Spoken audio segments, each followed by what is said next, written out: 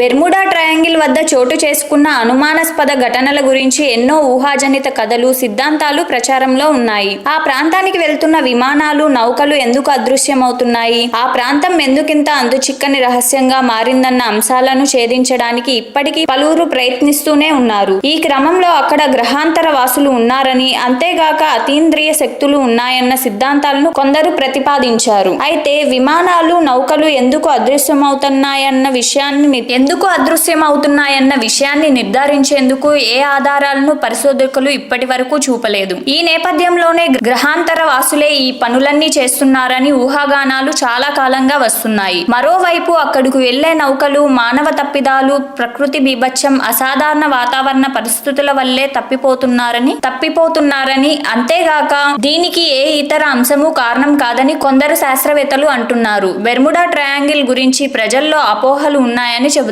అయినప్పటికీ ఇక్కడ జరుగుతున్న ప్రమాదాలను ఇతర ఎటువంటి ప్రాంతాల్లో జరిగే ప్రమాదాలతో పోల్చి చూస్తూ చాలా భిన్నంగా ఉంటున్నాయి. ఇలా ఎందుకు జరుగుతోందన్న విషయంపై శాస్త్రవేత్తలు సరైన వివరణలు ఇవ్వలేకపోతున్నారు. ఈ ప్రాంతంలో చోటు చేసుకున్న తొలి అనుమానాస్పద ఘటనను 1950 సెప్టెంబర్ 17న పరిశోధకులు గుర్తించారు. ఎడ్వర్డ్ వాన్ వింకుల్ జోన్స్ అనే పరిశోధకులు అప్పట్లో దీనిపై ఓ ఆర్టికల్ రాశారు. 2 ఏళ్ల తర్వాత జార్జ్ సాండ్ అనే వ్యక్తి బెర్ముడా ట్రయాంగిల్ గురించి మరో ఆర్టికల్ రాశారు. ఆ ప్రాంతాల్లో కొన్ని విమానాలు, నౌకలు అదృశ్యమయ్యాయని ఎడ్వర్డ్ వాన్ జార్జ్ సాండ్ చెప్పారు. అప్పటి నుంచి ఇప్పటి వరకు బెర్ముడా ట్రయాంగిల్ గురించి ఎన్నో వార్తలు, ఊహాగానాలు వస్తూనే ఉన్నాయి. అక్కడ జరుగుతోన్న అనుమానాస్పద ఘటనలు అంతుచిక్కకపోవడంతోనే అక్కడ గ్రహాంతర వాసులు ఉన్నారని ప్రచారం జరుగుతోంది. బెర్ముడా ట్రయాంగిల్ అనే ప్రాంతం ఉత్తర అమెరికాలోని ఉత్తర అట్లాంటిక్ మహాసముద్రంలో ఉంది. అయితే ఈ ఏరియా సరిహద్దులు అస్పష్టంగా ఉంటాయి. ఇది దాదాపుగా ఫ్లోరిడా అట్లాంటిక్ తీరం నుంచి బెర్ముడా వరకు,